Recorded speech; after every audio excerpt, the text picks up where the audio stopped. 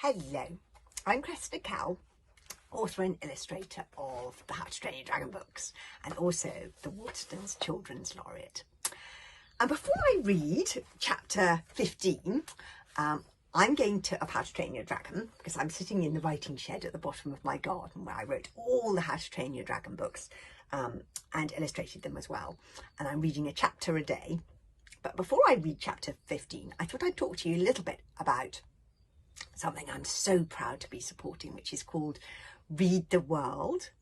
And it's an initiative that's a collaboration between the World Health Organization, UNICEF, which is the UN's Children's Fund, and the International Publishers Association. And it's all about how books can help you stay happy and healthy at home. This is one of the reasons that I'm reading How to Train Your Dragon a chapter a day, is because I find listening to books very comforting.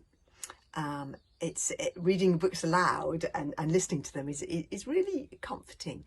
And also reading a book helps me take myself to places where I've never been before. You don't even have to leave your home to travel the world with a book. These books take place in Viking times, so they're sort of taking you back in time, they're teleporting. My other books, Wizards of Once, are set in the Bronze Ages, so they take you back to the Bronze Ages. So reading a book is a sort of a way of seeing the world and connecting with other people without leaving your home. In this book, it's just about magic. The children fly on the back of a flying door. And a book is sort of a flying door. That's what it is. It takes you out of your home, because we need to be staying at home. We need to be washing our hands a bit more often than we normally do. We need to be keeping our distance from people who aren't living in the same house as us.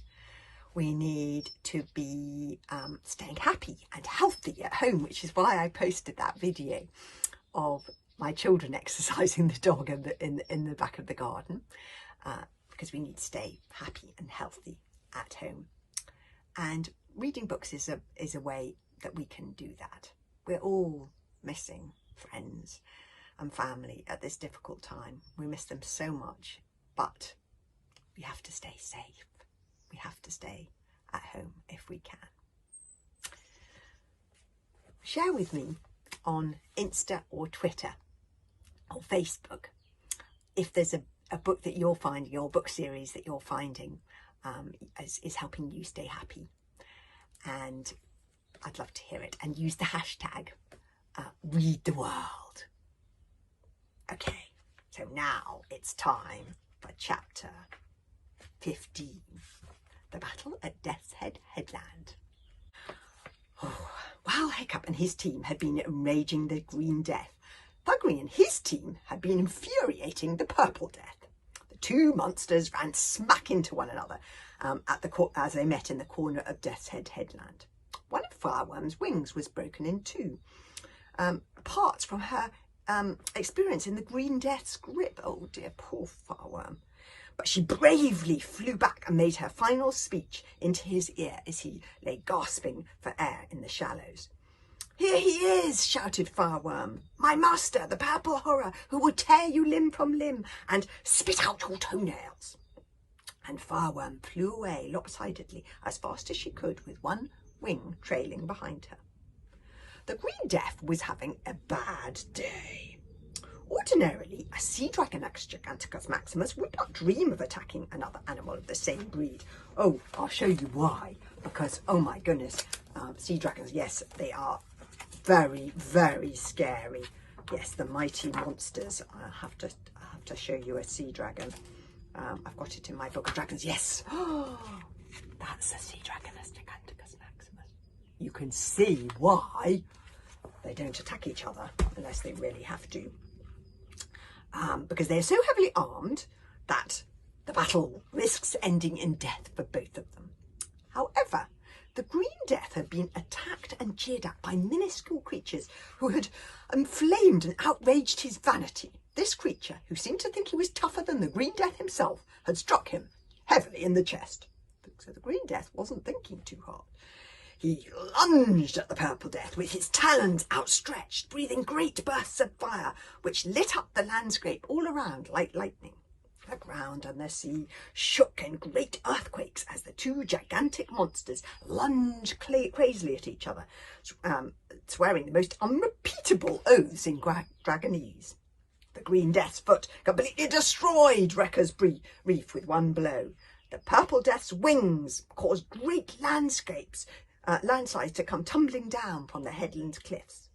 Now their job was done, the Viking boys were running away as fast as they could, their eyes popping with terror in case one of the dragons survived the fight. Every now and then they looked back to see how the battle was going.